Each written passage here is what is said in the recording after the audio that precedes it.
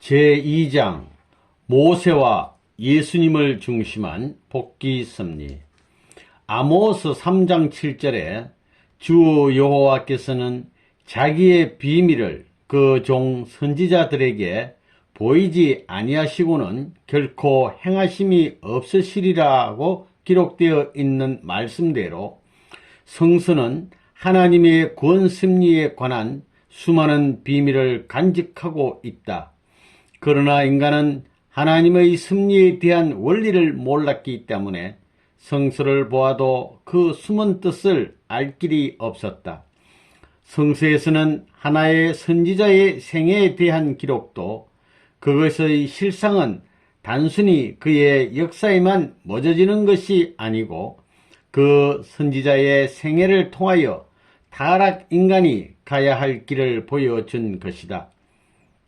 여기에서는 특히 하나님이 야곱과 모세를 세워 복귀 섭리 노정을 긋게 하시어 그것으로서 장차 예수님이 오셔서 인류의 구원을 위하여 걸으실 섭리 노정을 어떻게 미리 보여주셨는가 하는 것을 알아보기로 하겠다. 제1절 사탄 굴복의 본보기 노정. 이삭 가정을 중심한 복귀 섭리에 있어서 실제 기대를 세우는 중심 인물이었던 야곱이 아벨의 입장을 확립하여 가지고 타락성을 벗기 위한 탕감 조건을 세우기 위하여 사탄을 굴복시켜 나가던 전 노정은 야곱에 의한 그 상징 노정을 형상적으로 걸어야 할 모세 노정이나 또 그것을 실체적으로 걸어야 할 예수님의 노정에 대한 전형 노정이었다. 그리고 이 노정은 이스라엘 민족과 전 인류가 복귀 섭리의 목적을 이루기 위하여 사탄을 굴복시키면서 걸어가야 할 본보기 노정이기도 하다. 1. 예수님의 전형 노정으로 야곱 노정과 모세 노정을 세우신 이유. 복귀 섭리의 궁극적 목적은 인간 자신이 그의 책임 분담으로서 사탄을 자연 굴복시키고 주관할 수 있게 됨으로써 이루어지는 것이다. 예수님이 인간 조상으로서 메시아의 사명을 맡고 오신 것도 사탄 굴복의 최종적인 노정을 개척하여 모든 성도들로 하여금 그 노정을 따라가게 함으로써 사탄을 자연 굴복해 하시기 위함이었다. 그런데 하나님에게도 순종 굴복하지 않았던 사탄이 인간 조상으로 오시는 예수님과 성도들에게 순종 굴복할 리가 없다. 그러므로 하나님은 인간을 창조하신 원리적인 책임을 지시고 야곱을 세우심으로써 그를 통하여 사탄을 굴복시키는 상징 노정을 본보기로 보여주셨던 것이다. 하나님은 이와 같이 야곱을 세우시어 사탄을 굴복시키는 본보기 노정을 보여주셨기 때문에 모세는 이 노정을 본보기로 하여 그 형상 노정을 걸음으로써 사탄을 굴복시킬 수 있었다. 그리고 또 예수님은 야곱 노정을 밟아온 모세 노정을 본보기로 하여 그 실체 노정을 걸음으로써 사탄을 굴복시킬 수 있었으며 한편 또 성도들도 그 노정을 따라 걸음으로써 사탄을 굴복시키고 주관할 수 있게 되는 것이다. 모세가 자기와 같은 선지자 한 사람을 하나님이 세울 것이라고 한 것은 모세와 같은 입장에서 모세 노정을 본보기로 하여 세계적 가나안 복귀의 섭리 노정을 걸으셔야 할 예수님을 표시한 말이었다. 그리고 요한복음 5장 19절에 아들이 아버지의 하시는 일을 보지 않고는 아무것도 스스로 할 수 없나니 아버지께서 행하시는 그것을 아들도 그와 같이 행하느니라고 기록되어 있는 것은 바로 예수님은 하나님이 이미 모세를 세워서 보여주신 본보기 노정을 그대로 긋고 계시다는 것을 말씀하신 것이다. 그러므로 모세는 다음에 오실 예수님의 모의자가 되는 것이다. 2. 야곱 노정을 본보기로 하여 그런 모세 노정과 예수 노정. 야곱 노정은 바로 사탄을 굴복시켜 나아간 노정이다. 그리고 사탄을 굴복시키는 노정은 사탄이 침범했던 그 경로를 되돌아 나아가야 하는 것이다. 이제 우리는 야곱 노정을 본보기로 하여 그런 모세 노정과 예수님의 노정을 살펴보기로 하자. 1. 인간은 원래 따먹지 말라 하신 하나님의 말씀을 생명을 걸고 지켜야 할 것이었는데 천사장으로부터의 시련을 이겨내지 못함으로써 타락되고 말았다. 그러므로 야곱이 하란에서 처자와 재물을 끌고 가나안 안으로 돌아와서 메시아를 위한 기대를 복귀하여 가정적인 가나안 복귀 완성자가 되기 위하여는 사탄과 생명을 걸고 싸우는 시련에서 승리해야 했던 것이다.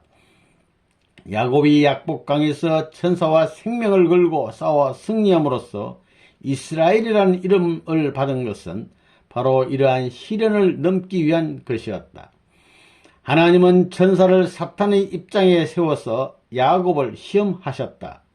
그러나 이것은 야곱을 불행하게 하시려는 데 목적이 있었던 것이 아니라 그로 하여금 천사에 대한 주관성을 복귀하는 시련을 넘게 함으로써 아벨의 입장을 확립케 하여 가정복귀 완성자로서 세우시기 위함이었다. 천사가 이러한 시련의 주체적인 역할을 함으로써 천사 세계도 복귀되어 나아가는 것이다. 모세도 이스라엘 민족을 이끌고 가나안으로 돌아와서 민족적 가나안 복귀 완성자가 되기 위하여는 하나님이 그를 죽이려 하는 시련에서 생명을 걸고 극복해야 되었었다.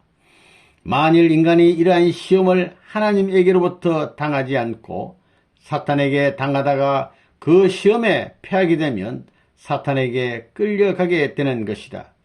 그러므로 하나님 편에서 시험하는 것은 어디까지나 하나님이 인간을 사랑하시기 때문이라는 사실을 우리는 알아야 하겠다. 예수님도 인류를 지상 천국으로 인도함으로써 세계적 가나안 복귀 완성자가 되기 위하여는 광야 40일 시험에서 생명을 걸고 사탄과 싸워 승리하셔야만 했던 것이다. 2. 인간의 육과 영에 사탄이 침범하여 타락성이 생겼으므로 야곱은 이것을 벗기 위한 조건을 세워야 하였다. 그러므로 야곱은 육과 영을 상징하는 떡과 팥죽을 주고 에서로부터 장자의 기업을 빼앗는 것으로서 타락성을 벗기 위한 상감 조건을 세우는 데 있어서의 아벨의 입장을 복귀하지 않으면 아니 되었던 것이다. 이 노정을 위하여 모세의 노정에서는 이스라엘 민족에게 육과 영을 상징하는 만나와 메추리를 내리 먹여 하나님에 대한 감사와 선민의식을 강하게 함으로써 모세에게 순종하게 하여 타락성을 벗기 위한 민족적인 탕감 조건을 세우게 하려 하셨던 것이다.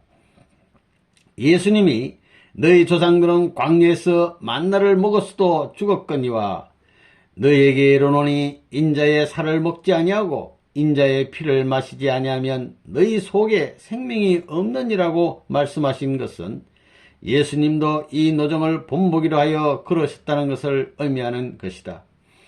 이것은 모든 타락 인간들이 세례 요한의 입장에 있는 예수님을 신종함으로써 영육 아울러 그와 일체가 되어 타락성을 벗기 위한 세계적인 탕감 조건을 세워가지고 그를 메시아로 모시는 데까지 나아가지 않으면 창조 번성을 복귀할 수 없다는 것을 의미하는 것이다.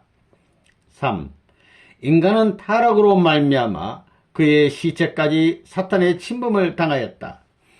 그런데 야곱은 축복을 받아 성별된 몸이었기 때문에 그의 시체도 사탄과 싸워 분립했다는 조건을 세우기 위하여 그 시체에 40일간 방부제를 발랐던 것이다. 따라서 이 노정을 본보기로 하여 그런 모세에 있어서도 그의 시체를 놓고 사탄과 싸웠으며 또 예수님에 있어서도 그의 시체를 둘러싸고 문제가 일어났었던 것이다. 4. 인간 시조의 타락으로 인하여 그의 성장기간에 사탄이 침범하였었다.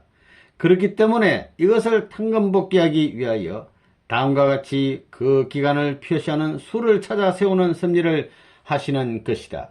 즉 야곱이 하란에서 가나안으로 복귀할 때에 사탄 분립의 3일 기간이 있었고, 모세가 민족을 이끌고 애굽으로부터 가나안으로 복귀할 때에도 이러한 3일 기간이 있었으며, 또 여호수아도 이 3일 기간을 지난 후에야 비로소 요단강을 건넜었다.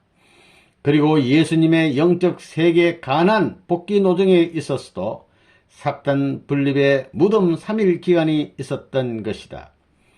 사탄에게 내주었던 노아로부터 야곱에 이르는 12대의 종적인 탕감 조건들을 야곱 1대에 횡적으로 탕감 복귀하기 위하여 야곱에게 12자식이 있었던 것이다. 그렇기 때문에 모세 때에도 12지파가 있었고 예수님의 노정에도 12제자가 있었던 것이다. 7일 창조 기간에 침범한 사탄을 분립하는 탕감 조건을 세우기 위하여 야곱 때에는 70가족이, 모세 때에는 70장로가, 예수님 때에는 70문도가 각각 그 노정의 중심 역할을 하였었다. 5. 지팡이는 부리를 치고 앞길을 인도하며 대신 의지하는 뜻의 표징물로서 장차 오실 메시아를 상징하였던 것이다. 따라서 야곱이 이러한 뜻을 가지고 있는 지팡이를 짚고 요단강을 건너 가나안 땅으로 들어갔다는 것은 장차 타락 인간이 메시아를 받들어 부리를 치고 또 그의 인도를 받으며 그를 의지함으로써 죄악 세계를 넘어 창조 이상 세계로 들어간다는 것을 보여주신 것이었다. 그러므로 모세도 지팡이를 가지고 이스라엘 민족을 인도하여 홍해를 건넜으며 예수님도 자신을 표징하는 철장을 가지고 이 고해의 세계를 건너 하나님의 창조 이상 세계로 전 인류를 인도하지 않으면 아니 되었던 것이다. 6. 해와의 범죄가 죄의 뿌리를 이루었고 그의 자식 가인이 아벨을 죽임으로써 그 열매를 맺었다. 이와 같이 모자로 말미암아 사탄이 침범하여 죄의 열매를 맺었으므로 탕감복귀의 원칙에 의하여 모자로서 사탄을 분립해야만 된다. 따라서 야곱이 축복을 받고 사탄을 분립하였던 것도 그 모친의 적극적인 협조에 의하여 이루어진 것이었다. 모세도 또한 그 모친의 협조가 없었으면 그가 사지에서 헤어나와 하나님의 뜻을 받드는 자리에 나아갈 수 없었을 것이다. 그리고 예수님 때에도 역시 그를 죽이려던 헤롯 왕을 피하여 그를 데리고 애굽으로 피난한 그 모친의 협조가 있었던 것이다. 7. 복귀 승리의 뜻을 이루는 중심 인물은 사탄 세계에서 하늘 세계로 복귀하는 도정을 걷지 않으면 아니 된다. 그러므로 야곱은 사탄 세계인 하란에서 가나안으로 복귀하는 도정을 걸었고, 모세는 사탄 세계인 애굽에서 축복의 땅 가나안으로 복귀하는 노정을 걸었으며 예수님도 이 노정을 걸으시기 위하여 출생하자마자 애굽으로 피난 갔다 돌아오셔야 했던 것이다. 8. 복귀 승리의 최종적인 목적은 사탄을 괴멸하는 데 있다. 그러므로 야곱은 우상을 상수리나무 아래에 묻었고 모세는 금송아지로 된 우상을 부수어 그 가루를 물에 뿌려서 이스라엘 민족에게 마시게 하였으며 예수님은 그의 말씀과 권능으로 사탄을 굴복시킴으로써 이 죄악 세계를 진멸하셔야 했던 것이다.